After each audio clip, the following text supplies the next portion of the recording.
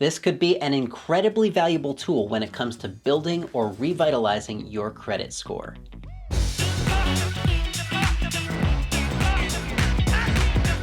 Hello and welcome to Practical Personal Finance, where you get the information you need to understand and succeed with money. In this video, I'm going to get you up to speed with what you need to know about secured credit cards. I'll start with a description of what secured credit cards are and how they work on a fundamental level. Then I'll tell you about the purpose of a secured credit card to help you determine if it's right for you. And finally, I'll lay out the steps for actually obtaining a secured credit card so you can start using one to build your credit as quickly as possible. By the way, make sure you stick around until the very end of this video because that's when I'll tell you about which secured credit card I would recommend and which ones I would avoid. A secured credit card is just like any other credit card, except for one key difference: collateral. What's collateral? Well, according to Oxford Languages, collateral is something pledged as security for repayment of a loan to be forfeited in the event of a default. When you take out a loan to purchase a home, the home itself is the collateral. If you default or fail to pay your loan back, you forfeit the home. Same story with financing a car. You don't pay, car goes away. With a secured credit card, the collateral is a security deposit that you pay up front in order to obtain the card. As long as you use the card responsibly and pay on time, you can get that security deposit back later on when you close the account or when you convert the card to a regular unsecured credit card. More on that in a minute. On the flip side, if you're irresponsible and start missing payments, the credit card company will close the account for you and you can kiss that security deposit goodbye. Practically speaking, other than the whole security deposit thing, a secured credit card works exactly like any other credit card. You can use it to buy stuff wherever you can use a normal credit card, and no one but you ever needs to know that it's backed by a security deposit. Just like a normal credit card, there's a limit to how much you can spend. In the case of a normal credit card, that limit is determined by the credit card company based on your credit worthiness. With a secured credit card, the limit is going to be equal to the security deposit you put down.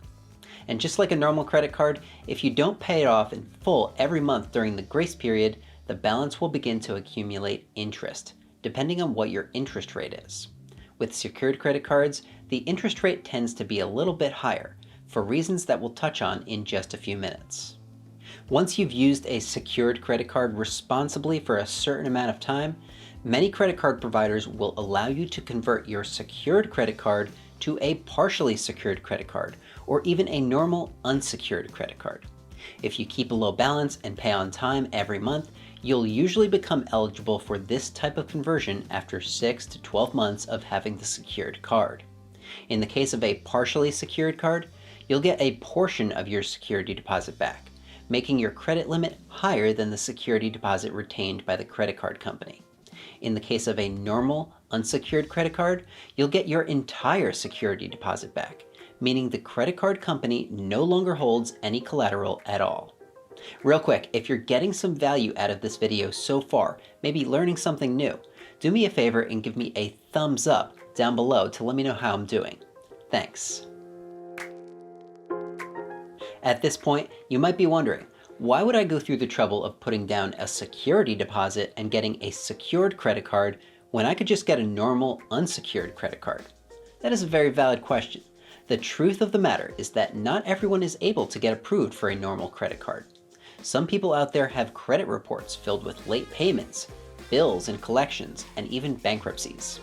Others might have very little, if any, credit history at all because they're just coming of age or they've never needed to utilize debt. Credit card companies see these types of people as a risk because they don't have a previous record of timely payments. Enter the secured credit card. By giving credit card companies the security deposit that is equal to your credit limit, you're essentially taking risk out of the equation. If you fail to pay, they already have your money. They can just keep it and close your account. This makes it much easier to be approved for a secured credit card, even with a poor credit score or little to no credit history, also known as having a thin file. It's like the age-old question of what came first, the chicken or the egg. In order to get approved for a normal credit card or a loan, you first need to demonstrate that you're responsible enough to repay your credit card or loan on time. How do you get started in that kind of situation? The secured credit card allows you to get a foot in the door, prove that you're a reliable borrower, and help you qualify for lower interest rates in the future. Speaking of interest rates, this is why secured credit cards tend to have those high interest rates I mentioned earlier. With a low credit score or a thin file, you'll be stuck with a higher rate. Once you establish a higher score, you'll be able to unlock the lowest interest rates available, which really comes in handy later on when you go to purchase your first home. If you're getting a secured credit card, the most important thing you need to focus on is making your monthly payments on time and in full. Do not spend more on your credit card than you'll be able to pay off at the end of the month. That's how you start to get in trouble. I would also highly suggest maintaining a low balance relative to your overall credit limit. How low?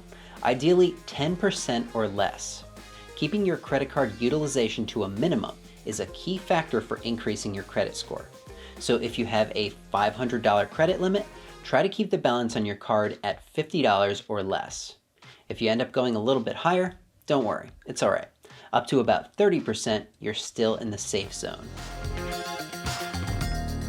Now that you understand what secured credit cards are, how they work, and who they're best suited for, let's talk about how to actually go about obtaining one. The process can be described in 3 steps, and it's purposely designed in a way that presents as few obstacles as possible. Step 1 is to select a card and submit an application for that card. As part of your application, you might be asked to provide proof of employment for income verification, bank statements to prove you'll be able to pay electronically, and your social security number so the credit card company can check your credit report. Unless you're unemployed, with no bank account and a pending bankruptcy case, you've got a pretty solid chance of being approved for the card. Once you've been approved, step 2 is to pay your security deposit. This is typically done electronically with a checking account. You'll have a limited time to pay for your security deposit, so make sure you have it saved up prior to submitting your application. During the application process, you'll have the opportunity to request a specific credit limit, so you won't be caught off guard needing a larger security deposit than you have saved up. If you don't pay the security deposit within the specified amount of time, your application will be rejected. Finally, step 3 is to wait for your new secured credit card to arrive in the mail. Congrats! Just like normal credit cards, there are a lot of options out there for secured credit cards. It can be challenging to sift through them all and decide which one is right for you. So here's my advice. First of all, I believe that getting a secured credit card shouldn't cost you anything aside from your security deposit, which you'll get back later anyway. Some of these cards will charge you a monthly or annual fee in addition to your deposit just to use the card. In exchange, they might offer some special payment arrangement or approve you without checking your credit report. But I don't think it's worth paying for something you can have for free with minimal effort.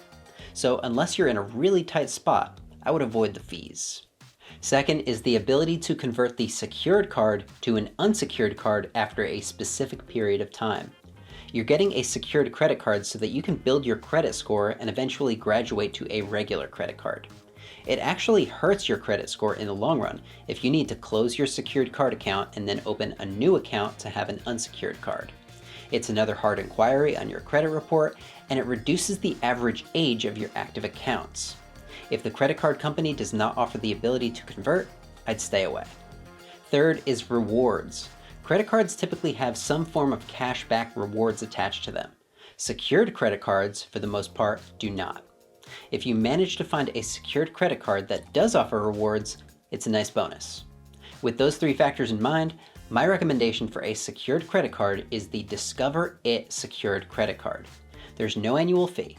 Discover allows you to later convert to an unsecured card, and they automatically review your account every month after 8 months to determine if you're eligible. And as an added bonus, they even offer cashback rewards. For a secured credit card, it's hard to do much better than that. If you'd like to apply for the Discover It secured credit card, I've included a link down below. Have you ever used a secured credit card? I would love to hear about what your experience was like in the comments. If you would like to become an expert on the factors that influence your credit score, click right here. And if you're not yet a PPF subscriber, you're totally missing out. click right here to hop on board. As always, thanks for watching. I'm Andrew Shear, and I'll see you next time.